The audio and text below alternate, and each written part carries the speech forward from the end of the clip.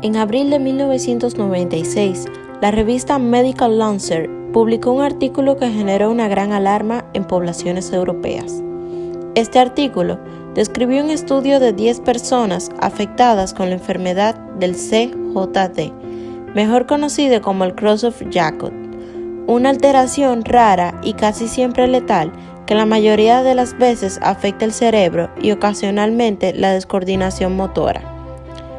Es una enfermedad que afecta a familias enteras. Puede rastrearse casi siempre hasta un gen mutante, pero las normalidades adquiridas de una fuente contaminada puede atribuirse de modo invariable a un agente infeccioso.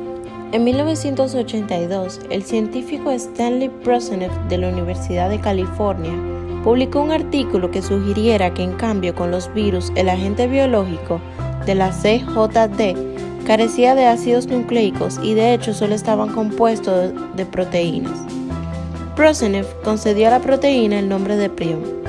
Esta hipótesis de la proteína única, como se le llamó, recibió al principio con gran escepticismo, pero los estudios subsecuentes de Prosenev y otros arrojan a un gran número de consecuencias que apoyaron a la conclusión original.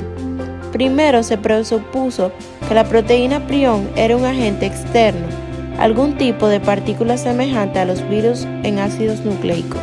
En oposición a esta suposición, la proteína prion mostró que era un gen que la codificaba dentro de los propios cromosomas de la célula.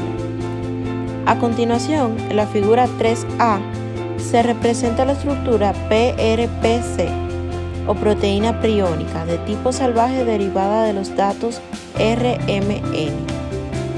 Más adelante, en la imagen, podemos observar en la figura 3C la estructura esperada de la PRPSC, la molécula causante de la enfermedad infecciosa.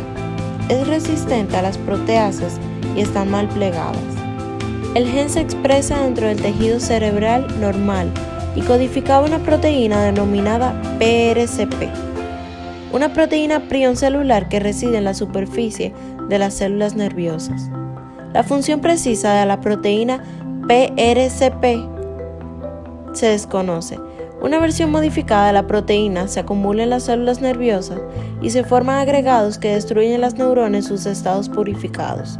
La proteína PRPC y PRSC muestran propiedades físicas muy diferentes a la PRCP. Permanece como una molécula monomérica que es soluble en condiciones salinas y las destruyen enzimas que dirigen las proteínas de manera contrastante. Las moléculas PRPSC interaccionan una con otra para formar moléculas fibrilares insolubles que son resistentes a la digestión. Casi toda la evidencia sugiere que la enfermedad del Alzheimer se debe a una molécula llamada pectus-amiloide beta, que es parte de una larga proteína denominada proteína precursora amiloide, la cual atraviesa la membrana de la célula nerviosa. Las personas con Alzheimer sufren de pérdida de memoria, confusión y menor capacidad de razonamiento. Ambas enfermedades, tanto el Creutzfeldt-Jakob como el Alzheimer, comparten un buen número de características relevantes. Las dos son enfermedades neurodegenerativas que pueden ocurrir en forma hereditaria o esporádica, como es el caso del SJ. El cerebro de una enfermedad con Alzheimer contiene depósitos fibrales de un material insoluble conocido como amiloide. En el 1999, el investigador Deo Sheikh y sus compañeros Edan Farmacéutico hicieron un hallazgo extraordinario. Descubrieron que la formación de placas amiloides en ratones que importan el gen mutante humano APP podría bloquearse mediante inyecciones repetidas a los animales con las mismas sustancias que causa el problema, los agregados del peptido AP42. Los investigadores habían inmunizado a los ratones contra la enfermedad. Cuando se vio que los animales no mostraban efectos adversos por el proceso de inmunización, llevó a la legislación reguladora del gobierno a enseñar en poco tiempo una prueba clínica, la cual consistía en 3 fases. La primera fase se realizó en grupos pequeños de personas y se diseñaron una seguridad para vigilar el procedimiento aparte de su efectividad contra la enfermedad.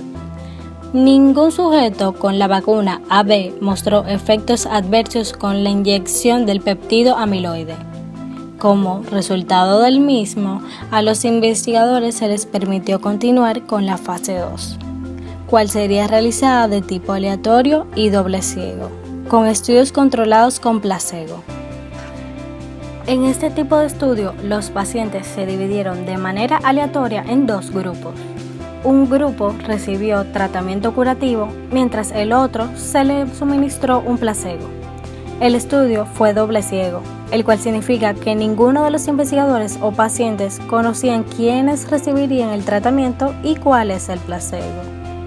En la prueba de la fase 2 incluyeron a más de 350 individuos de Estados Unidos y Europa, que fueron diagnosticados con AD de gravedad media a moderada. Luego de recibirles inyecciones de amiloide beta sintético, mejor conocido como placebo, el 6% de los sujetos experimentaron una inflamación en el cerebro capaz de poner en riesgo la vida que pudo tratarse. La mayoría de estos pacientes lograron ser tratados de manera satisfactoria con esteroides.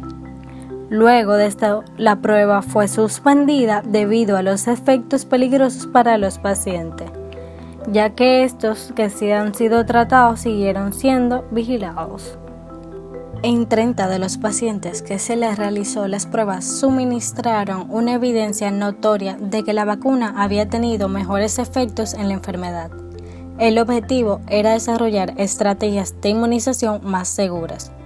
El método más seguro, el cual hasta el momento en la prueba, era el de la fase clínica, la cual era la inyección de antibióticos dirigidas contra AB produciendo fuera del cuerpo. Este tipo de plan se conoce como inmunización pasiva, debido a que las personas no producen anticuerpos terapéuticos por sí mismos.